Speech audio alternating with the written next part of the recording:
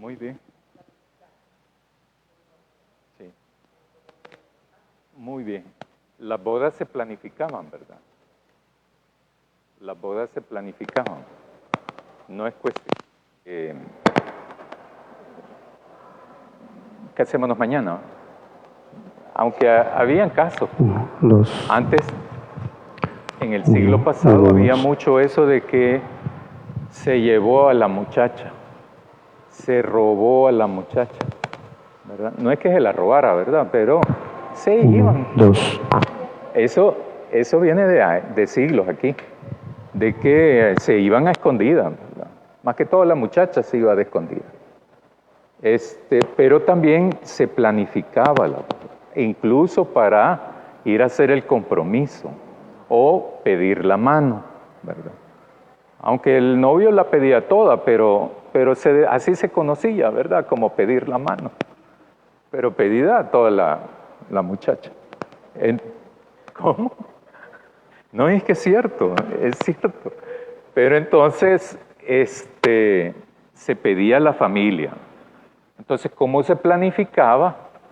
Se planificaba solo para cuestiones de nostalgia, ¿va? Entonces se presupuestaba cuánto dinero hay. Todavía se pone a pensar en eso. En la planificación lo primero es que se platica cuánto dinero tiene la novia, cuánto dinero tiene el novio. Dependiendo de esto, se puede pensar en un lugar, cuántos invitados, etc.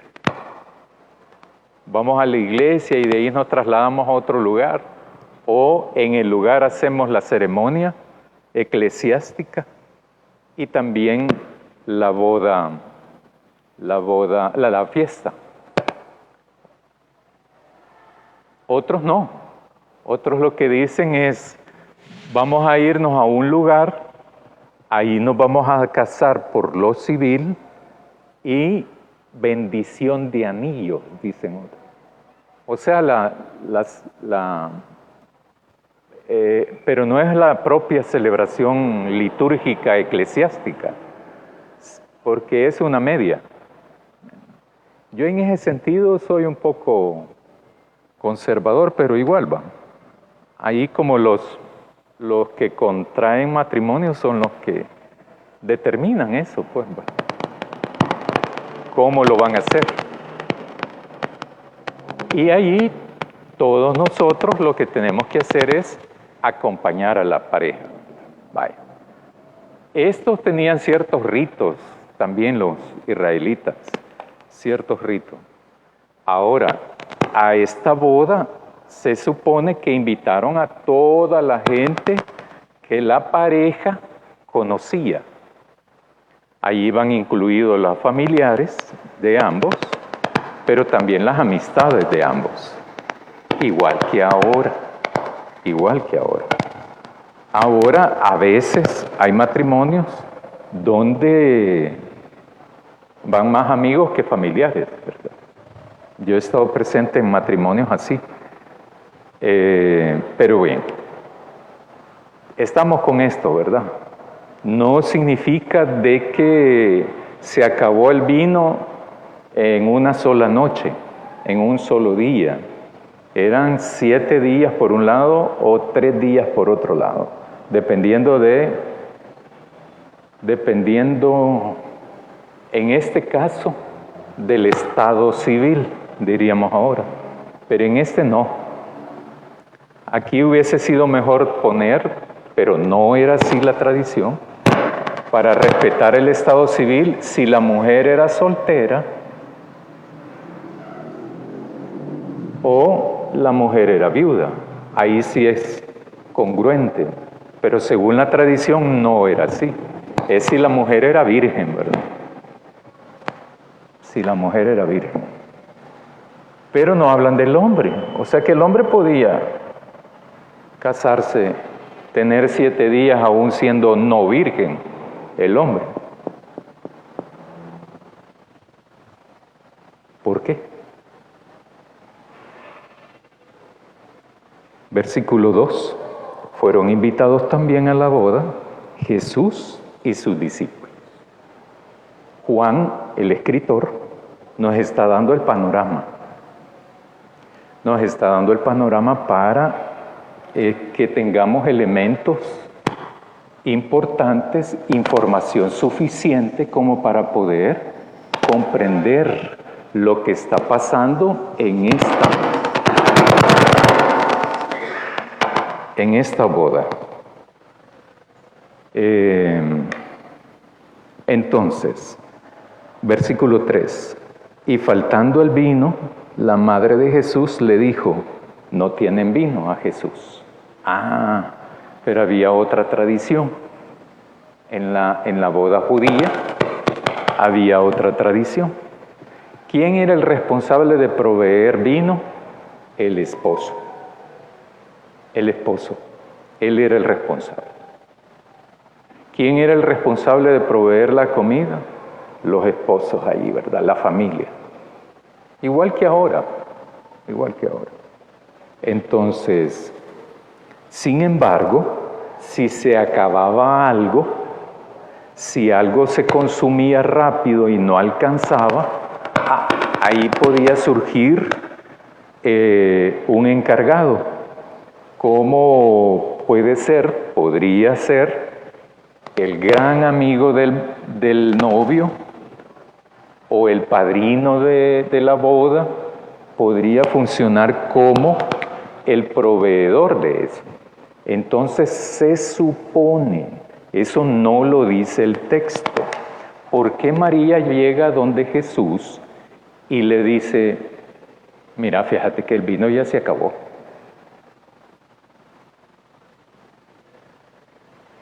Solo se lo dice, no es pregunta. No le dice, ¿y por qué no haces algo? Porque el vino ya se acabó. No le dice eso tampoco, ni en el original. No aparece eso. Sino que dice, no tienen vino, se acabó el vino. Le está diciendo a Jesús que el vino se acabó. A mí me llama la atención eso, ¿verdad? Porque hay que verlo como una cuestión cultural. Hay que verlo como una cuestión cultural. A María le importa tanto lo del vino. Es la primera cosa que a mí se me ocurre, que me da curiosidad. Pero eso es una cuestión cultural. Ellos el vino lo consumían, ¿verdad? Habían diferentes calidades de vino y depende de la calidad, así es el precio. Entonces va a donde Jesús y le dice, mira, fíjate que el vino ya se acabó. No es una indirecta tampoco. Uno la puede interpretar como indirecta, pero no está escrita como indirecta. Lo indirecto, aquí en esta cultura, como en muchas culturas, piensan de que es amable, pero simplemente es indirecto. Y eso es peligroso porque cuando no decís algo claro, da a malas interpretaciones. Como por ejemplo aquí, es que María le está pidiendo a Jesús que haga algo, ¿verdad? No aparece eso. Le está diciendo a Jesús, no hay vino, no tienen vino. Entonces la fiesta, como que se va a venir abajo, ¿verdad? Imagínense la importancia del vino ahí, ¿verdad? Es como que aquí dijéramos, se acabó la comida. No alcanza la comida. Bueno, las hermanas, aquí ocurre eso, con la comida. Con la comida ocurre. Muchas veces se planifica y no alcanzan los refrigerios, no alcanzan los almuerzos. Entonces las hermanas de la comisión de compañerismo lo que dicen es, miren, vamos a tener que no comer nosotros, ¿verdad? Para darle a los hermanos, a los invitados, etcétera, etcétera. Eso ha ocurrido este año varias veces. Y el año pasado 2 veces, que yo supe. Y entonces aquí María dice, se acabó el vino. O sea, se acabó la fiesta, pues. A mí eso sí me llama la atención ahí, ¿verdad? Pero es una cuestión cultural. Entonces, y faltando el vino, la madre de Jesús le dijo, no tienen vino. Yo me lo imagino, eso no lo dice aquí, yo chisteando, ¿verdad? Quizás con lágrimas, María. Versículo 4, Jesús le dijo, ¿y qué tienes conmigo, mujer? Eso en el original se puede interpretar como, ¿y qué tiene que ver eso conmigo? O, ¿y qué quieres que haga? Aunque ella no se lo pide. Ella no se lo pide. ¿Cómo? Directamente no se lo pide. Uno puede interpretar eso, pero realmente no lo dice. Díganme.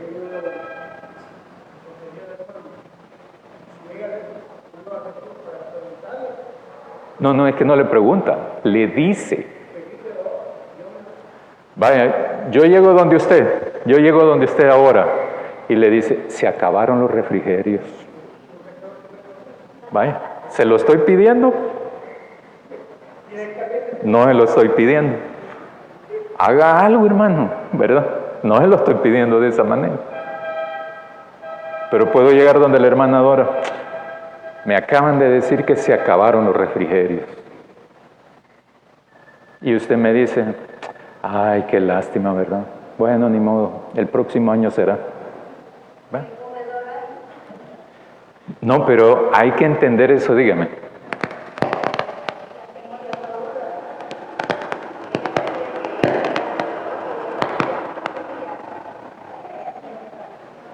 Podría ser. Ahorita no en este momento. Acuérdense dónde vamos. Acuérdense dónde. Nosotros porque ya sabemos la historia, pero ella no.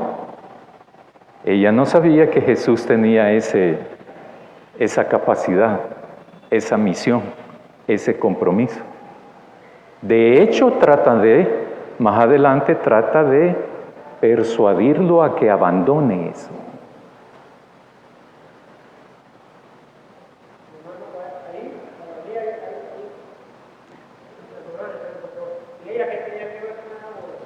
Ella era invitada. Precisamente.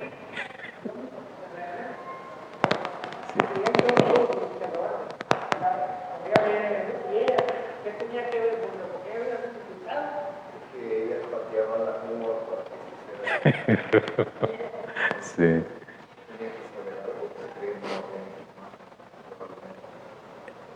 Es probable. Bueno, versículo 4. Entonces Jesús le dice, ¿qué tiene eso que ver conmigo, mujer? Aún no ha venido mi hora. ¿A qué hora se refiere? ¿A las 3 de la tarde? ¿6 de la tarde? ¿12 del mediodía? ¿A qué se refiere eso? Lo vamos a ver más adelante.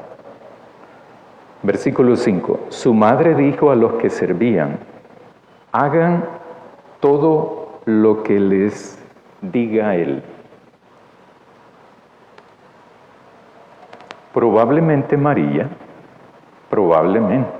Posiblemente María, creía que Jesús iba a hacer algo. En este momento histórico, Jesús todavía no ha empezado su ministerio. Bueno, lo comenzó con el llamado a los discípulos, que es lo que vimos en el capítulo 1. Después de la introducción está el bautizo y luego el llamado a los discípulos. Ahora bien, entonces su madre le dice, hagan todo lo que él les dice. Vaya, como decían unos aquí, ¿verdad? Vaya muchachos, rejuntemos ahí, hagamos la cabuda, vamos a comprar vino. Nadie sabe quién es Jesús. Sospechan que es el maestro. Uno piensa de que es el Mesías solo porque le adivinó que lo vio debajo de una higuera. ¿Y eso qué tiene que ver con el ser Mesías? Nada. O sea, No lo conocen a Jesús. Entonces, ni Juan lo conoce en ese momento. Ni Juan lo conoce. Porque Juan dice, este es el Cordero de Dios. Este es el Cordero de Dios que quita el pecado del mundo. Pero más adelante manda a sus discípulos y le dice, mira, vayan a preguntarle a ese si es cierto que es el Mesías o no. No lo conocen. Acordémonos dónde vamos, ¿verdad? Entonces, versículo 6. Y estaban ahí 6 tinajas de piedra para agua. En otras versiones dice que cada tinaja tenía la capacidad de 70 a 100 litros de agua. O sea, cuando mucho, habían, 600 litros de vino. Pónganse a imaginar lo que dijeron los invitados a la boda. Y aquí ocurre otra cosa. Lo de María, parece ser que María va en una dirección, su comentario. Pero Jesús le responde en otra dirección, su comentario. Y eso es muy frecuente en el Evangelio según Juan. Igual Nicodemo. Otro ejemplo con Nicodemo. Tendrás que nacer de nuevo, ¿verdad? ¿Y cómo puede uno? Dice Nicodemo, ¿verdad? Jesús le dice, tendrás que nacer de nuevo. Y Nicodemo responde, ¿y cómo puedo yo volverme a meter en el vientre de mi madre? Jesús no está hablando de eso. Nicodemo así entendió. Pero Jesús no está hablando de eso. En este sentido, entonces, Nicodemo no le entiende a Jesús, porque están hablando en direcciones distintas, en diferente nivel, de diferentes cosas, de diferentes aspectos, de diferente significado. Y María igual. Jesús está hablando de su hora. Y María está hablando de vino, que no hay. Y Jesús no está hablando de eso. Entonces, aquí aparece esto, ¿verdad? Por lo menos entonces 600 litros de vino. Jesús les dijo, llenen estas tinajas de agua, y las llenaron hasta arriba. Versículo 8. Entonces les dijo, sacad ahora y llevadlo al maestresala. ¿Saben quién es el maestresala?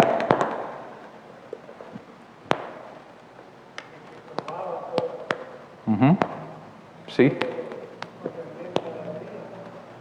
El que probaba eso, y también era como el encargado de coordinar, no me acuerdo cómo se llama eso, cuando alguien contrata, miren, fíjense que yo voy a necesitar este local, pero vaya, y le dicen a alguien, ¿verdad? Mire, ella va a ser la persona con la que ustedes se van a encargar. Cualquier cosa de esa fiesta, uno se encarga con los... ¿Cómo? Planificadora, eso es. Es la persona que planificó todo. Con esa persona me encargo yo. Ese era el maestresala, ¿verdad? El maestresala era el que coordinaba todo, el encargado de todo, de decirles, llenen las tinajas, vayan a distribuirlas, saquen el vino porque ya se está acabando, etcétera, etcétera. Ya vino el nuevo vino, ¿verdad? Etcétera. Y por eso Jesús entonces le dice, llénenlas hasta arriba, sácanla ahora y llévenlo al maestresala. Se lo llevaron. Cuando el maestresala probó el vino, probó el agua hecha vino, sin saber él de dónde era, aunque lo sabían los sirvientes, pero no el maestresala, que habían sacado el agua, de dónde habían sacado el vino, ¿verdad? Llamó entonces al esposo y le dice, versículo 10, todo hombre sirve primero el buen vino, y cuando ya ha bebido mucho, entonces el inferior. O sea, como que si ya medio entonado o ebrio, la gente ya no se da cuenta qué tipo de vino es. Yo no sé, ¿verdad? Ni voy a preguntar eso si ustedes saben esas cosas, ¿verdad? Pero yo me remito al texto. Entonces, parece ser que así, y el maestresala piensa que el novio ha provisto el vino. Entonces, a una pregunta que surge y que se va a ver más adelante. Entonces Jesús hace como la función del novio, ¿verdad? Porque el maestresala no le dicen, vayan a traer el que hizo esto, vayan a traer al amigo del novio. No, él va y busca al novio.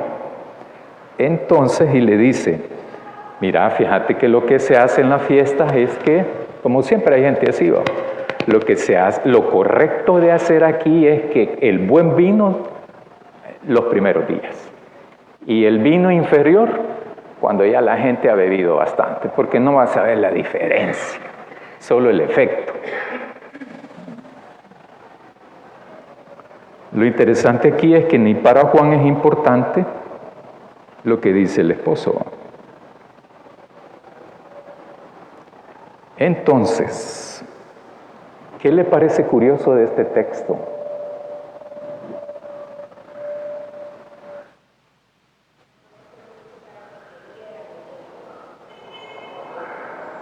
¿Sí? Da ese efecto. En él. Lo hicieron para que creyera en él, hermano. Sí. Ese es el detalle. Muy bien, muy bien. Sí, precisamente da ese efecto y lo corrobora en el versículo 12. No, en el versículo 11. Este principio de señales hizo Jesús en Caná de Galilea y manifestó su gloria y sus discípulos creyeron en él, ¿verdad? Lo interesante aquí es que no dice que María creyó en él. Y si no lo dice, no puedo ponerlo, ni puedo creerlo yo. Solo dice que sus discípulos creyeron en él. Pero ¿y María, que es toda la inventora de esto? ¿Qué pasó con ella? Después de esto, descendieron a Capernaum, él, su madre, sus hermanos y sus discípulos. Y estuvieron allí no muchos días. Y allí vuelve a aparecer. Entonces, hay una situación aquí que es bien interesante, ¿verdad? Vaya, ¿qué otra cosa le llama la atención de este texto?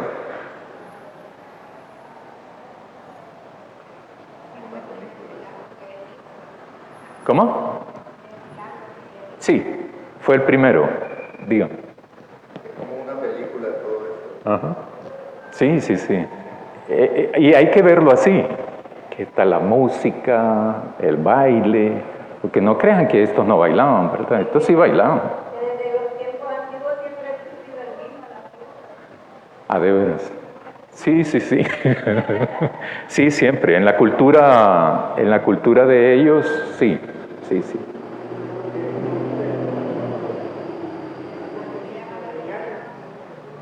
Pero,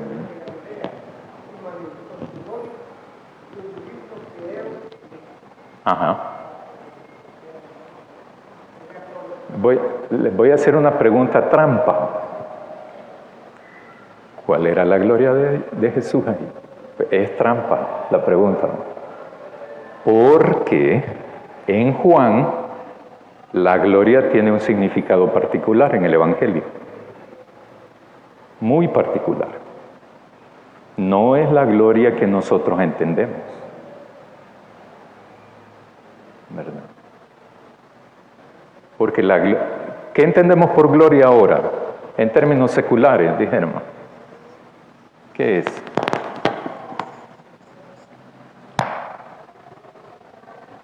¿Qué es la gloria ahora?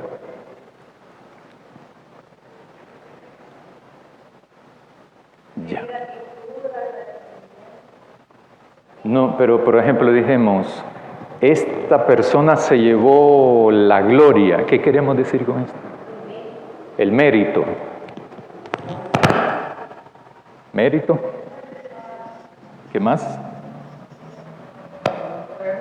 Premio. Sí, sí, sí. Muy bien. ¿Qué más? ¿Cómo? No, pero en términos seculares, decía yo. Estar bien, ¿verdad? Vamos a estudiar eso más adelante, pero para Juan, la gloria tiene que ver con la crucifixión, muerte y resurrección.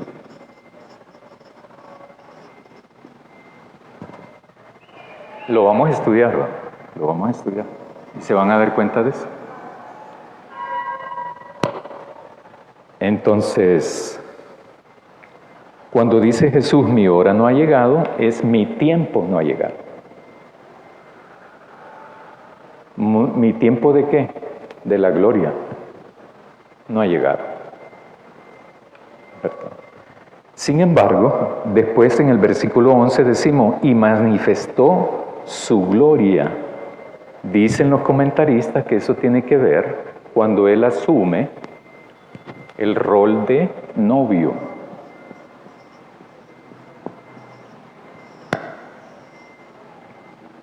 O sea, como que es, la boda ya no son de los amigos, sino que la boda es con el pueblo de Dios. Y eso aparece en el Antiguo Testamento. Acordémonos que en este momento no hay Nuevo Testamento, ¿verdad?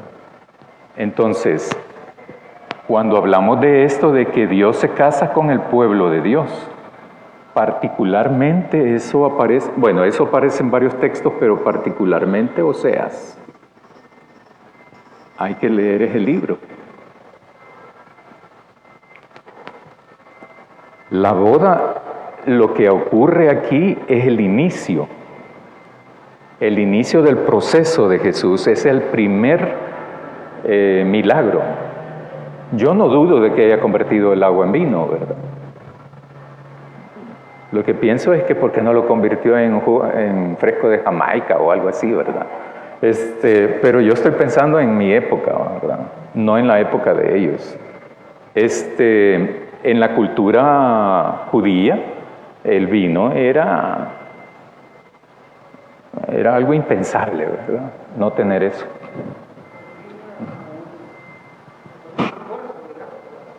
Sí, sí, sí. La cena era con vino. No vayan a creer que era con jugo de uva. Ahora lo hacemos así.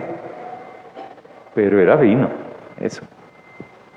Entonces, cuando se sienta Jesús con sus discípulos, eso es.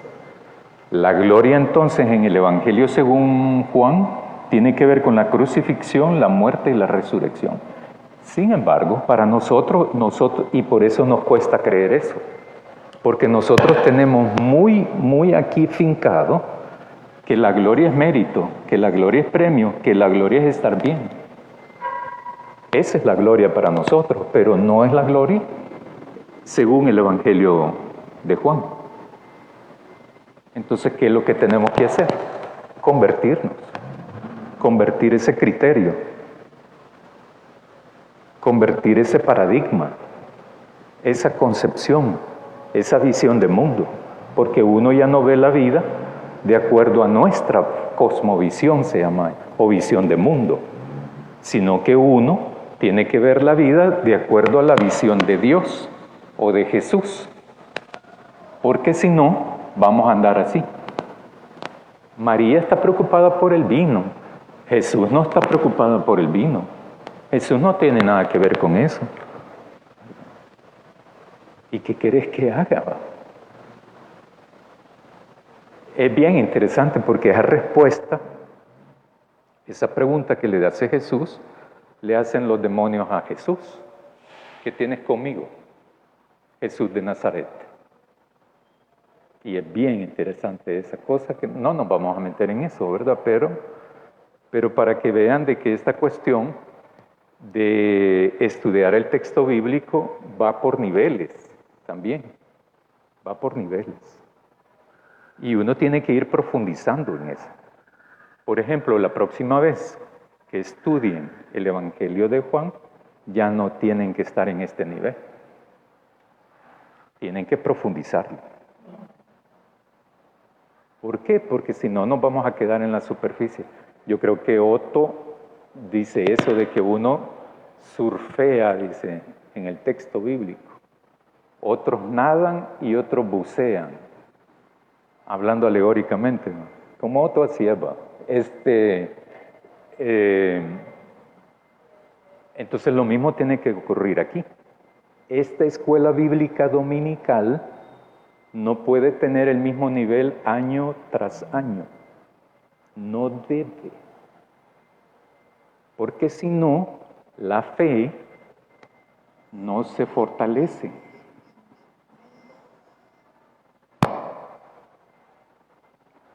Y si esta fe no se fortalece, no se profundiza, la práctica de la fe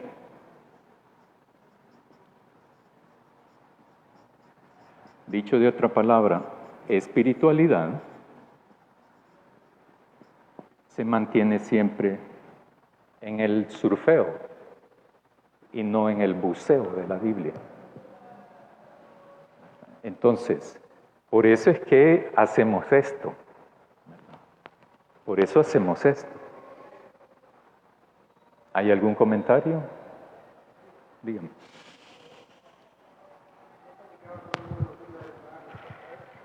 En muchas ocasiones la escuela bíblica dominical es muy interesante, porque es donde venimos a aprender muchas cosas. Aunque tal vez ya lo hemos leído, lo hemos estudiado, pero es bueno volverlo a recordar. En cambio, en la predicación, solamente lo que el pastor dice ya estuvo. ¿Verdad? No, en cambio aquí, si uno tiene dudas, puede hacer una pregunta. Sí, es muy importante la escuela bíblica dominical para todos.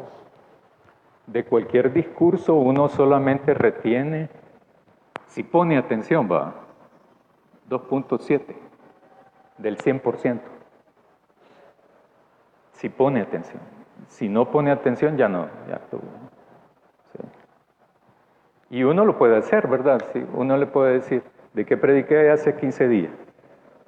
Cuando hay silencio, dígame el tema, ¿va? Tampoco, ¿va? Y entonces uno lo puede hacer. Lo digo en términos generales. Entonces, nuestra fe de 2025 no debe ser la misma de 2026. Nunca. Jamás. ¿Por qué? Lo mismo queremos los estudiantes, ¿verdad?, en el proceso educativo. ¿Me levantó la mano? No. Los profesores a veces se frustran en la escuela, en la universidad. Yo tenía un profesor, y también hay estudiantes que se frustran de los profesores, ¿verdad? ¿Cómo? Sí. Por ejemplo, yo tenía un profesor en la universidad de que nos vendían las separatas, o sea, los folletos. El folleto estaba idéntico, era una fotocopia del libro. Y cuando exponíamos, quería que expusiéramos la separata. Y entonces, como yo ya entré viejo la segunda vez a la universidad, y le digo yo, ¿y por qué voy a hacer eso? Porque así debe de ser, me dijo. Imagínense la respuesta de un profesor de universidad.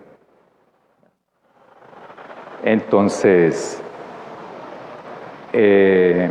otra profesora nos puso planas, nos dijo, el próximo a clase traigan todos un cuaderno doble raya, ¿no? Porque les voy a poner planas porque la letra de ustedes es pateada, puso ella. Entonces, yo no lo llevé.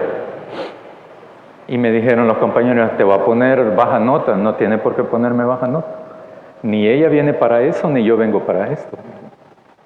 O sea, yo vengo a la universidad, no vengo a eso, a hacer plan. Entonces no lo hice. Y se lo dije. Y nos quitó las planas. O sea, pero bien, volvamos al texto mejor. Entonces, la fe de 2025 no es la misma de 2026. Otra cosa, el conocimiento bíblico de 2025 no debe de ser el mismo de 2026. Tiene que profundizarse eso. En 2026, si estoy aquí, vamos a vernos eso. ¿Por qué es que Jesús responde eso?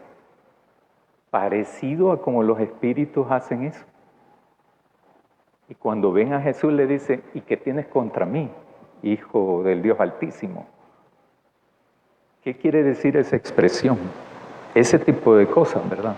Y 2027 vamos a meternos en otra cosa. Y 2028 en otra cosa más profunda. De eso se trata esto.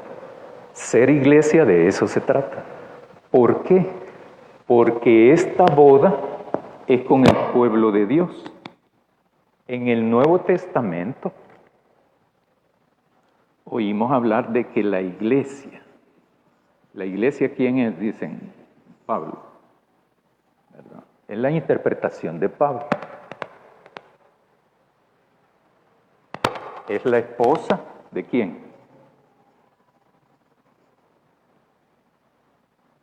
No hagan silencio, si es que eso es del año 1900. La iglesia, dice Pablo, ¿de quién es esposa? Del Cordero, ¿verdad? De Jesús. Exacto, ¿verdad? Pero es el pueblo de Dios. Es el pueblo de Dios. En el Antiguo Testamento es el pueblo de Dios. ¿Perdón?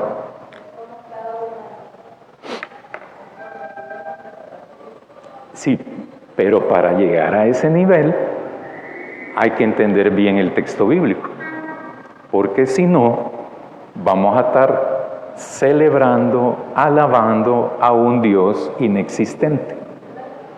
Exacto. Si no hacemos esa bien comprensión del texto bíblico. El milagro de convertir el agua en vino les ha de haber caído alegre a los invitados. Yo me los imagino, ¿verdad? Qué rico el vino, ¿verdad? Acordémonos que tiene esta cantidad de días la celebración. La gente se iba a sus casas y regresaban después. Habían 600 litros, cuando mucho, de vino, de buena calidad. Y eso hace pensar en todo el simbolismo del vino como algo del pueblo de Dios, de la boda del pueblo de Dios con Dios, ¿verdad? Simboliza eso. Por eso es que seguramente Jesús accede a convertirlo. Pero lo que está adelantando es su gloria, o sea, su muerte, su derramamiento de sangre, su crucifixión, su muerte, pero también su resurrección. Jesús con eso inicia todo el proceso que viene, ¿verdad? Todo comienza acá. Todo inicia acá, con una celebración, con una boda, donde hay alegría, y entonces Él se coloca simbólicamente en el rol del novio. El rol del novio, pero también es el proveedor del vino nuevo, del cual más adelante va a decir que solamente lo volverá a consumir. ¿Cuándo? Usted está diciéndolo bien. Sí, cuando estemos en presencia del reino de Dios. Este milagro es un anuncio del reino de Dios. Todo comienza aquí, del reino de Dios. Todo comienza que la boda también es una relación de reino de Dios entre Dios y su pueblo. Y por eso dice en versículo 11, ¿verdad? Sus discípulos le creyeron. Le creyeron a ese nivel. No es que se hayan convertido, le creyeron a ese nivel. Y entonces creen en el hombre y lo siguen después. Y andan siempre con él, ¿verdad? No es que creer ahí significó conversión. No. Si eso lo vamos más adelante, ¿verdad? De los aciertos y desaciertos de los discípulos de Jesús. Andaban con él, por supuesto. No tenían Nuevo Testamento. Ellos no tenían ningún texto bíblico. Por lo tanto, era más difícil. ¿Algún comentario? ¿Pregunta? Si no, pregunto. ¿Todo claro?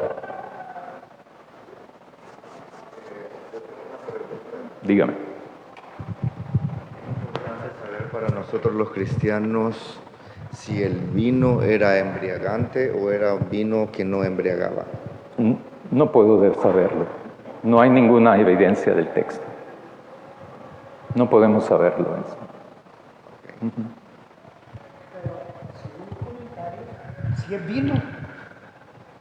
Si es vino como, digamos, alcohol, tal vez tenía menos capacidad de alcohol, pero siempre es vino, porque pone a la gente contenta. A ver, Que quede igual que la chica que la ponen en proceso, para que al final, pero siempre le ponen algo para que quede fuerte. a veces hablan como quien tienen autoridad ustedes.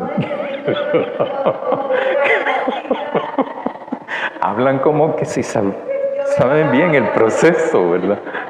Ah, vaya. Sí, está bien. Sí, muy bien. Sí. Claro. Lo otro es que he hecho énfasis que es un aspecto cultural, ¿verdad? Cultural. Nuestra cultura no tiene eso. Original, no tiene eso. Tenía otra bebida, ¿verdad? Pero tampoco, en la actualidad hay bodas que se realizan sin bebidas embriagantes y otras que sí, ¿verdad?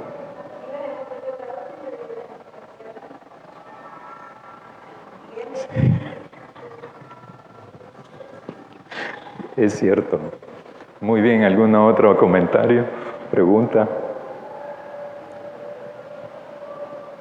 Muy bien.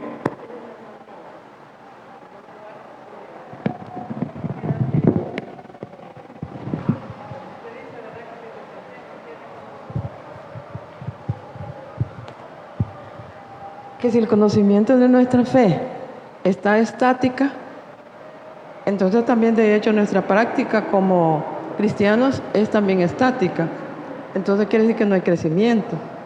Bueno, eso uno lo sabe, pero ahorita con lo que usted acaba de decir me deja un poquito desarmadita, digamos, porque uno a veces cree que está viviendo la vida, ¿verdad? Pero a veces en el conocimiento de la Biblia, y cuando uno se da cuenta que eso no es, como que eso lo hace a uno, pues bajar y decir, bueno, ¿qué pasa, verdad? Porque la verdad es que la Biblia, yo soy una, no la leo, no es que siento, ay, que voy a leer la Biblia, aunque yo quiero. A veces el ambiente, lo que, ¿verdad? A veces es bastante difícil. Uno puede leerla como si lee el periódico, pero no igual, ¿verdad? Como si tuviera con más concientización y entrega al conocimiento. Entonces, a mí me deja un poquito, no un poquito, bastante motivada y me dice lo que en realidad, ¿verdad? Soy. No necesito, ¿verdad? Que decir que me están diciendo, me dice algo que no es, porque uno tiene que tener su conciencia, ¿verdad?, con arriba. Así que me parece, para mí, muy interesante, y es como un empujón, algo así. Sí, sí, sí. A pesar de que tantos años de conocer, oír mensajes, practicar algunas cosas, el servicio en la iglesia y estar, pero a veces uno no se siente satisfecho. Y yo sí, no me siento satisfecha. Y con lo que usted dice, pues yo creo que puedo empezar a hacer lo que yo quiero, ¿verdad? Hacer, y que a veces, bueno, no sé, uno le echa la culpa a Satanás, pero yo creo que sí. Él tiene gran parte porque Él siempre quiere ponernos más delante de Dios y de los demás.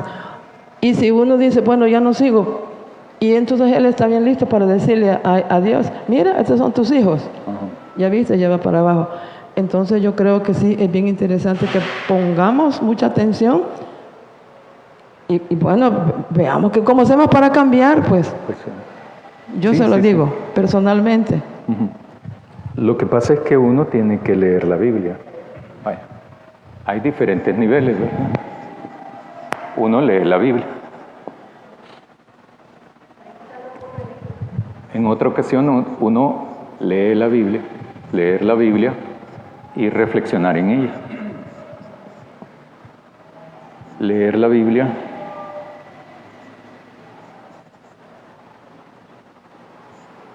estudiarla y reflexionar en ella.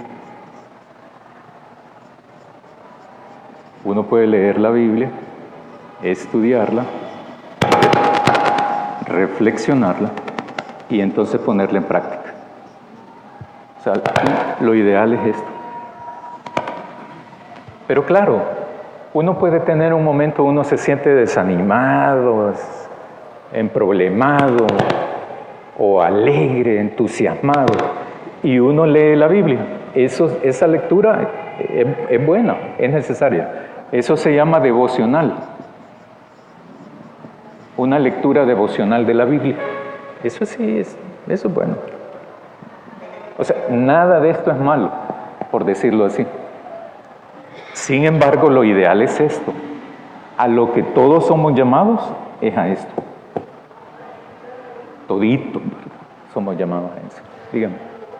Sí, hermano, lo que yo puedo ver son dos cosas, una histórica y una simbólica.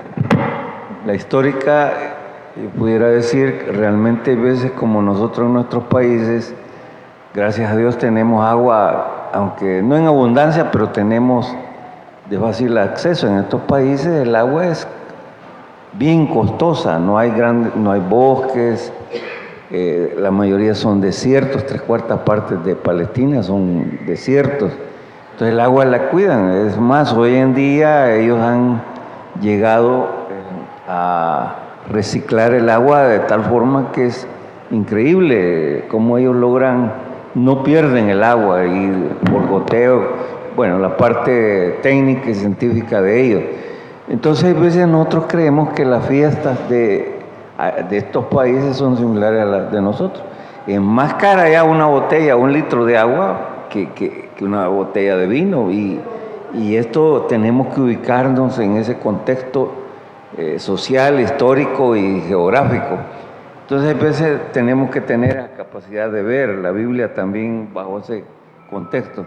Y en la parte simbólica, tal como usted lo dijo muy bien, como ese símbolo, cómo inicia ese matrimonio de Jesús, el Cordero, con su iglesia como primer evento de milagro. Realmente eso es de veras impresionante, cómo se inicia ese mensaje de salvación.